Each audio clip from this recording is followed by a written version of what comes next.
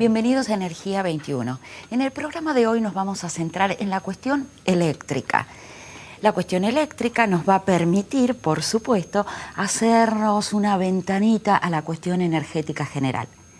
Hemos invitado entonces para el encuentro de hoy al ingeniero Emilio Apud, quien fue secretario de Energía, y también hemos invitado al ingeniero Vicente Serra. Ambos tienen el común de haber sido funcionarios de la Secretaría de Energía. Vicente Serra fue subsecretario de Combustibles en el periodo 2004-2007. Y también ambos tienen la característica de dedicarse hoy a la consultoría, a brindar su expertise y su asesoramiento tanto a funcionarios como a legisladores, como a empresas del sector que los demandan. Sobre finales del programa vamos a comentar algunas noticias y la agenda energética en palabras de Zulma, nuestra colaboradora, que nos va a brindar estos detalles. Ahora entonces vamos a quien nos presenta. FECOBA, Federación Entidades de Combustibles, presenta Energía 21.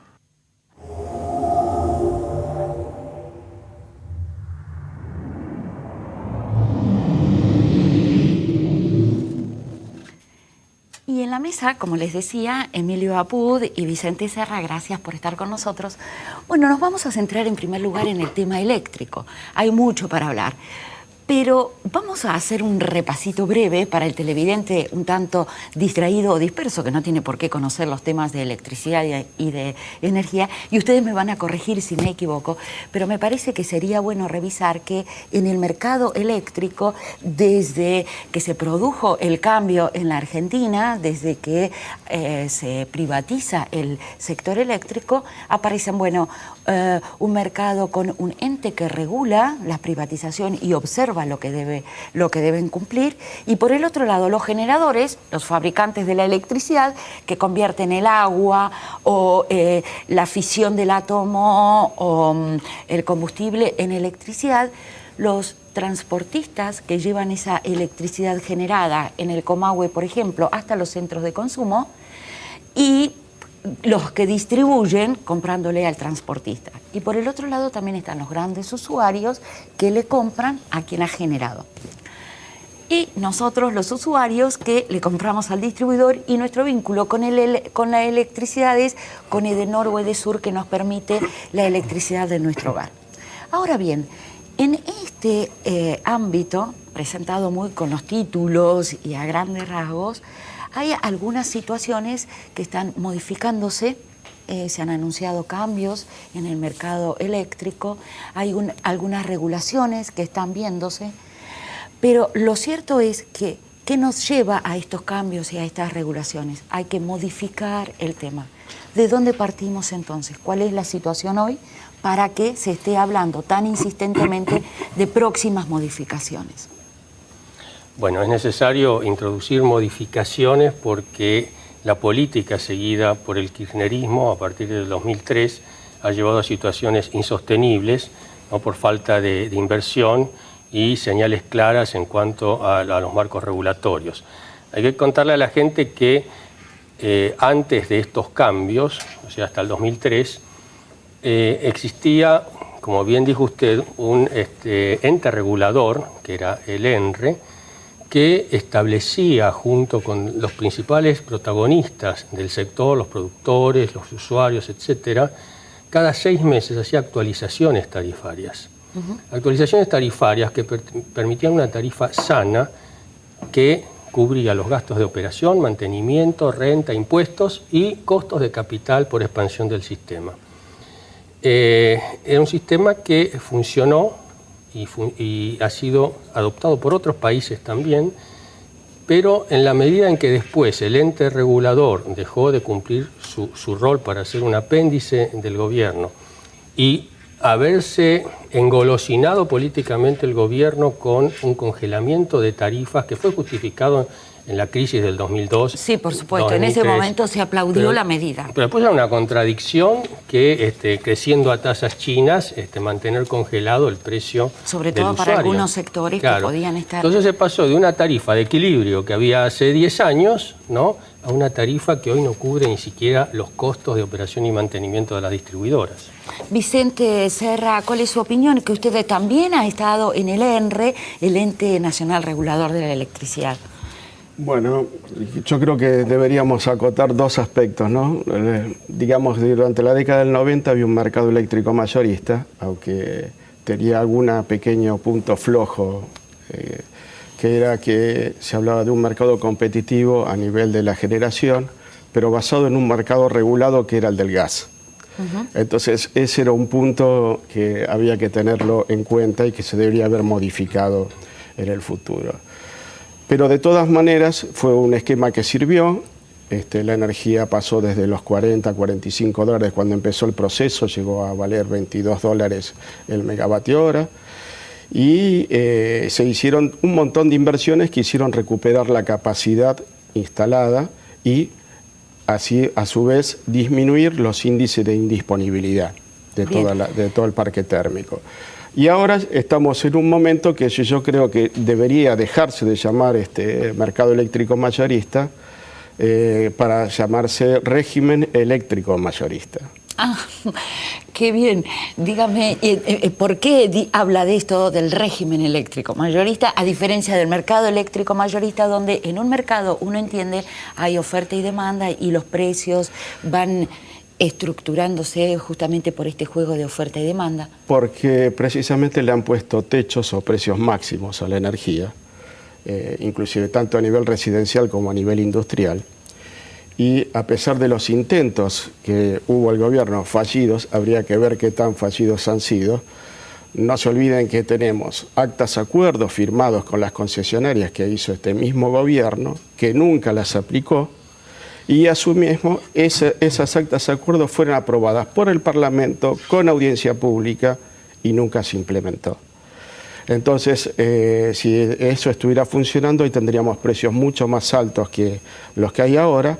Y hay una paradoja en todo esto, que donde se han revisado los precios de energía eléctrica, en el interior del país. Sí. En algunas provincias ha habido ajustes a nivel de lo que es el valor agregado de distribución, y creo que el caso más notorio que tuvimos este año fue el de PEC y de Santa Fe, donde el ministro quiso aplicar una multa por haber reducido los subsidios. Perdón, ¿podríamos decirle al televidente que tanto ENEPEC es la distribuidora de Neuquén, de Córdoba, como la de Santa Fe, durante el periodo de privatizaciones que se llevó a cabo en Argentina, ellas se mantuvieron en el poder de los... Del Estado provincial. Sí, del Estado provincial. Entonces, es válido que nos recuerde esto. Ahora, sí, Emilio. Digo que no tiene sentido que en la zona de mayor poder adquisitivo del país se estén con tarifas y con precios de combustibles energéticos más bajos que en el resto, ¿no? Es un contrasentido y que habla a las claras que muchas de las decisiones se toman desde la óptica política exclusivamente. Sí, hoy tenemos las tarifas eléctricas más bajas del mundo. Entonces, eso es un síntoma también. Es bueno tener tarifas razonables, pero hay todo detrás de la tarifa, hay todo un sector industrial que está reclamando ser escuchado para poder hacer ajustes. Creo que debemos contextualizar un poco. Sí, el sector industrial está reclamando hacer ajustes, pero básicamente lo que está pidiendo es cantidades de electricidad para aumentar su planta de producción, pero a un precio bajo. Y digo esto por lo siguiente.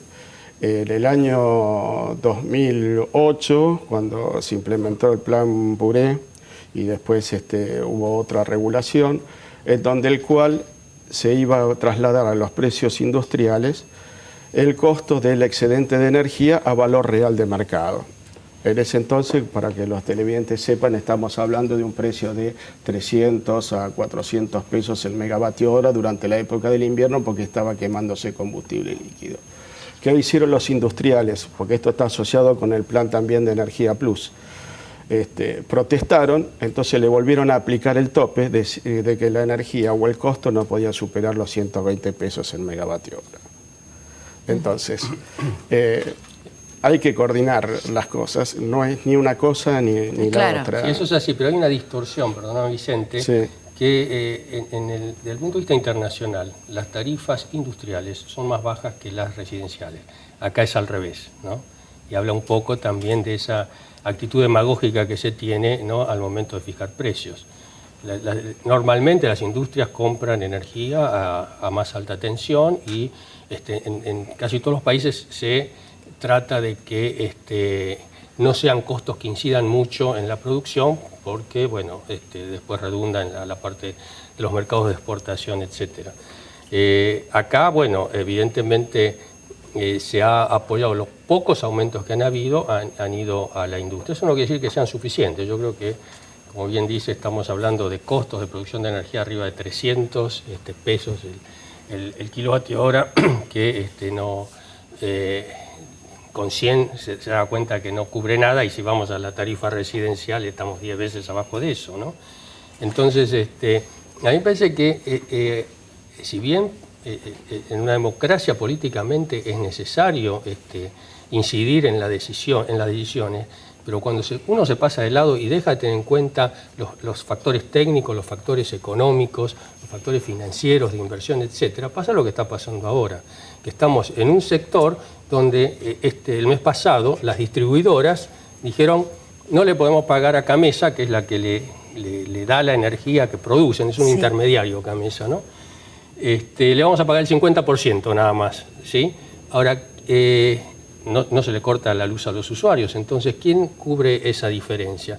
La diferencia va un déficit ficticio que va a tener Camesa y que al final el Tesoro lo va a aportar, ¿sí? O sea que es un mayor gasto público, y en el gas está pasando lo mismo, con la diferencia que cuando el distribuidor no paga, no le paga al productor. El productor puede dejar de producir en cualquier momento. Estas distorsiones han sido sistemáticamente ocultadas por este gobierno de manera de gozar, digamos, del beneplácito de toda la sociedad expresada en los usuarios residenciales. Pero hay otra realidad atrás de los usuarios residenciales, que es la industria, la producción, el transporte y una serie de cosas, ¿no? Tenemos que ir a una pausa. Cuando volvamos vamos a vincular este tema con el tema del abastecimiento energético, que creo que tiene mucho que ver y que tiene mucha incidencia. Hemos escuchado durante este año en algunos discursos a la propia Presidenta hacer mención a los costos del país para comprar la energía.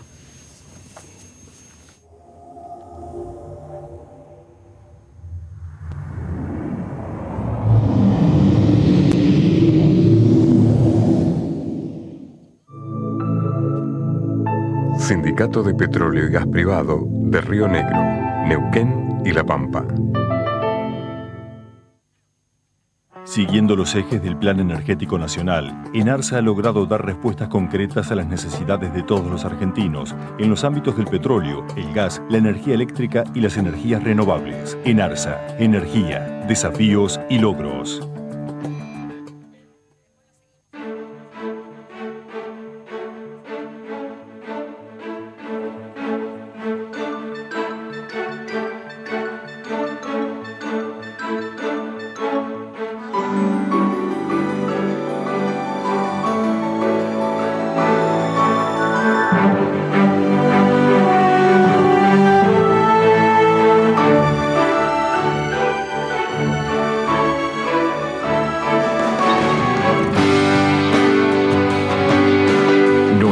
Valores, nuestros colores. En el Año Internacional de las Cooperativas y siempre. Banco Credicop Cooperativo. La banca solidaria.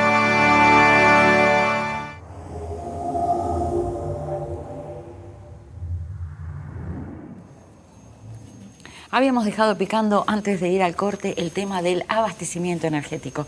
El país ha perdido el autoabastecimiento, de modo tal que tenemos que comprar energía eléctrica a algún país como a Brasil, tenemos que comprar gas a Bolivia o a otros países y trasladarlo por barco.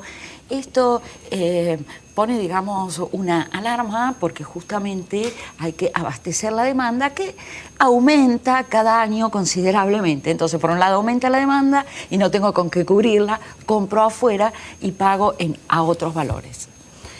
eso también incide en el tema eléctrico, ¿entendemos? No, por supuesto que eso incide y forma parte del déficit fenomenal que hoy tiene Camesa entre el fondo de estabilización y lo que le paga a los generadores.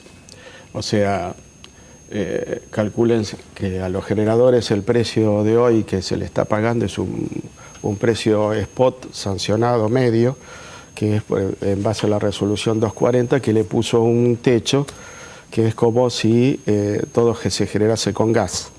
Y a partir de ahí los que consumen combustible líquido le pagan el sobrecosto de combustible. Inversiones en el sector generación se han hecho. Se están construyendo muchos ciclos combinados realizados con aportes estatales básicamente, porque lo está financiando el Estado, ya que en este contexto es muy difícil que haya inversión privada. Ahora bien, lo que habría que pensar a veces es a qué costo estamos pagando el abastecimiento.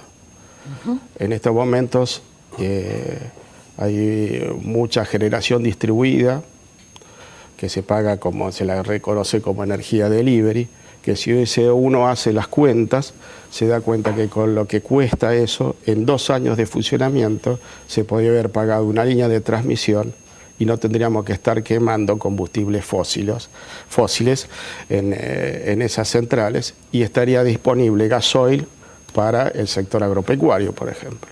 Ajá. Emilio, sobre este tema del que estábamos hablando o del que estábamos escuchando la Serra. Sí, yo creo que disiento levemente con Vicente en el sentido de que las dos centrales insignia del gobierno, ¿no?, que es Timbúes y Belgrano, la que está acá en Campana, no se hizo con dinero del Estado, se hizo con dinero que le adeudaba el Estado a las generadoras, ¿no? Entonces se armó ahí un fideicomiso y, muchachos, en vez de pagarles, hacemos una central. Un poco una cosa coercitiva. Lo que hizo el gobierno fue terminar la cota de embalse de Yacyretá, que me parece bien. Sí. No es que inauguró Yacyretá, porque Yacyretá se inauguró en 94, no sé cuándo, que le permitió un mayor aumento y tomó la decisión de reiniciar Atucha 2. Atucha 2, ¿no? claro. Es una cosa importante, hubiera sido positiva si se hubiera hecho dentro de las pautas originales, que fueron en el año 2006, terminarla en el 2009 a un costo de $700 millones. Estamos en el 2012 y no sabemos si se va a inaugurar en el 2013, arriba de $2.000 millones. Entonces así es lo que estábamos hablando recién, de que los costos de generación, si bien se llega con los electrones para cubrir la demanda, estamos teniendo, si hacemos bien los números, unos costos elevadísimos. Si agregamos costo de capital y agregamos esto de la energía delivery, donde se ponen unidades que no tienen nada que ver en escala con lo que significa el sistema. Son costos que los tiene que pagar el Estado y toda la comunidad, porque si bien no lo paga la tarifa, lo pagamos a través de inflación y a través de una serie de cosas, ¿no?, por los déficits, ¿no? Puede haber algún televidente que esté pensando en su casa, pero me están hablando de energía delivery, me están hablando de unos números, todo complicado. Si lo único que yo pretendo es cuando llego de la oficina, prender el aire acondicionado y que funcione, la tele que funcione, los electrodomésticos. Y si Edenor es una compañía que tiene problemas, a mí qué me importa, total, hay un Estado que va a ir a salvarla. Puede haber algún televidente que esté diciendo, ¿para qué me vienen a hablar de las empresas y la industria eléctrica cuando hay un Estado que puede socorrer y salvarlo? Es legítimo que razone así un usuario, ¿sí? Siempre uno busca tratar de pagar lo menos posible y tener un servicio de calidad. Lo que se tiene que preguntar ese usuario es si es sostenible en el tiempo eso. Y yo estoy completamente seguro que no es sostenible. O sea, o va a haber escasez o los precios se van a ir a ser uno de los más caros del mundo, si se sincera la tarifa, y la bendita soja no alcanza para cubrir estos déficits que está generando el sector energético, cuando tendría que generar superávits. Claro, porque somos un país tenemos que tenemos todos los aptitud recursos, para... tenemos todos los recursos, somos 40 millones de habitantes y tenemos recursos energéticos para cientos de millones. Si hacemos bien las cosas. Vicente. Yo apelaría, en este caso para el televidente, a que use su sentido común. ¿Y por qué lo digo esto? Porque muchos de los televidentes están ahora mirándonos por televisión, están pagando una señal de cable que le puede costar entre 300 o 400 pesos, y que piense que es más complejo distribuir una señal de cable o transmitir energía eléctrica. Entonces, creo que la respuesta es obvia, como puede ser que la electricidad la pague un 10% de lo que sale el canal de cable. Yo creo que por eso creo que esa es la mejor explicación que uno le puede dar al televidente común. Ahora, yo quisiera resaltar una cosa, ¿no? El gobierno está a través de distintos programas, tanto como el de Energía Plus o Gas Plus, tratando de generar condiciones para que haya inversión privada en el aspecto general o haya muchos industriales que se autogeneren. Entonces, entre muchas de esas cosas, hay una resolución que es la 220, que permite hacer un contrato con el mercado eléctrico mayorista, pero que se le exige al inversor tener un precio por 20 años en dólares inamovible de la energía eléctrica. Yo acá traje esta planilla, no sé si la puede tomar la cámara, allá. Sí. Brevemente, porque nos queda un minutito. Sí, no, brevemente. Esto es una licitación de energía eólica, cuyo precio promedio, que lo hizo el GENREN en ARSA, fue de $127 el megavatio hora. Esto es fijo por 20 años. En la República Oriental del Uruguay, hace 3 meses se acaba de adjudicar 2 parques eólicos a un precio de $65 el megavatio hora. La diferencia es de que hay una polinómica, un ajuste de precios. Entonces acá estamos frente también a un problema intergeneracional. Nosotros, con nuestro esfuerzo, vamos a estar pagando lo que van a disfrutar nuestros nietos o nuestros bisnietos en el futuro, cuando la cosa debería ser equitativa y compensada. Lo digo esto para pensar y reflexionar. Bien, y despidiéndolos, un instante de conclusiones. Sí, yo le quería decir al oyente o a la persona que nos está viendo que lo que estamos viviendo en el sector energético es una ficción, ¿no? Es una ficción que en algún momento se acaba y que hay que pagarla. Que no se crea que esto que le vienen diciendo a través de propaganda, que tenemos un sistema bien abastecido y mencionan inauguraciones permanentes y líneas y qué sé yo, y vaca muerta y todas esas cosas, es real, es ficcional. Y la única forma de que deje de ser ficcional es que empecemos a hacer las cosas de manera de conseguir lo que no tenemos, que son los recursos financieros y los capitales. Para eso tenemos que restablecer la confianza perdida de la Argentina en el resto del mundo. Gracias, Emilio. Un instante final, Vicente. Sí, hace pocas semanas el viceministro de Economía, Kicillof, dijo en una disertación en el Ministerio de Economía ante distintos actores del sector que se iba a ir a un esquema de costo plus. Entonces quiero reflejarle o recordarle a los oyentes que el sistema de costo plus es un sistema que ha sido perimido, ha funcionado mal en otras partes del mundo, porque eso exige un esfuerzo regulatorio enorme, que es prácticamente sentarse al lado de la empresa para controlar los costos. El ejemplo más claro sucedía en Estados Unidos, donde hasta pasaban las pelotitas de golf del presidente de la compañía eléctrica dentro de los costos de la distribuidora. Entonces, si vamos a ese margen, nos vamos a encontrar con la sorpresa, como señaló Emilio hace rato, que las tarifas van a tener que subir entre 3 y 4 veces. Y el asunto es, y la pregunta es cuestión, ¿quién va a pagar la diferencia? Hoy se paga una parte, pero no tanta magnitud. Les agradezco a ambos y nosotros vamos a una pausa.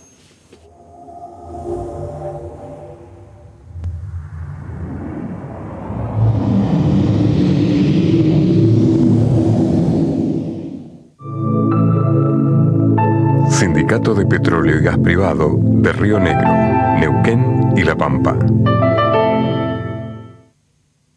Siguiendo los ejes del Plan Energético Nacional, ENARSA ha logrado dar respuestas concretas a las necesidades de todos los argentinos en los ámbitos del petróleo, el gas, la energía eléctrica y las energías renovables. ENARSA, energía, desafíos y logros.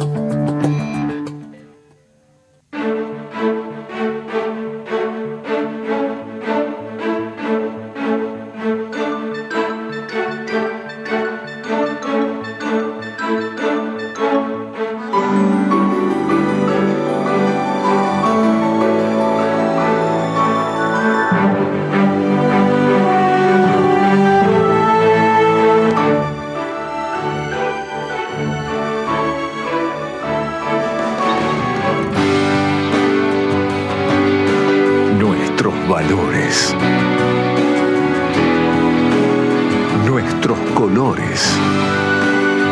En el Año Internacional de las Cooperativas y siempre. Banco Credicop Cooperativo. La banca solidaria.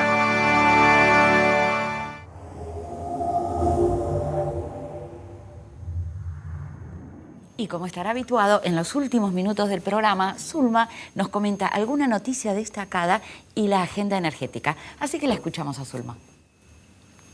Bueno, como noticia destacada, quiero contarles que estos últimos días se estuvo hablando sobre el levantamiento de las restricciones al biodiesel por parte de España hacia la Argentina.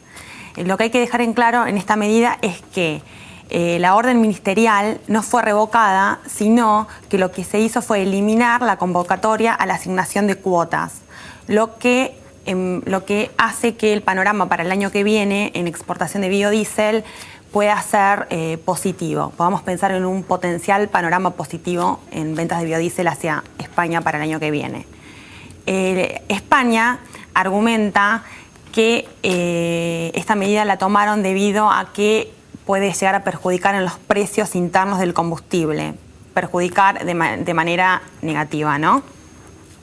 Y un dato para tener en cuenta es que si de levantar esta medida sería positivo para la Argentina, teniendo en cuenta que el 88% de nuestro mercado, del total de nuestro mercado de exportación de biodiesel es la Unión Europea, y de ese 88% el 53% va a España.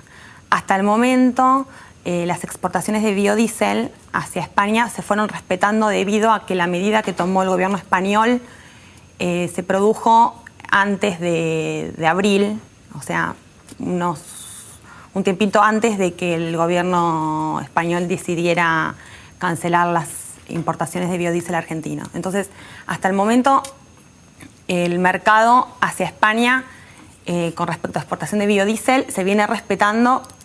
A partir de ahora de octubre es donde tenemos que poner el ojo para ver qué es lo que está pasando. Después, con respecto a la agenda, les quiero contar que el CLAEC y SECHA los invitan a ustedes el 7, 8 y 9 de noviembre. Los invitan a un foro de opinión y de propuestas acerca de los problemas con el combustibles fósiles que se están presentando hoy en la actualidad. También, en el Zócalo para más información pueden entrar al Zócalo y ahí tienen información para inscribirse y conocer quiénes son los disertantes. Bueno, ahí en el Zócalo tienen. Y también otra invitación, que esta invitación es de último momento, así que para más información también en el Zócalo tienen la página web donde pueden enterarse quiénes son los disertantes, es que el 28 y el 30 de noviembre se reúne la industria de los no convencionales. Ahí se van a reunir la industria de los no convencionales, representantes de América Latina, van a estar todos ahí.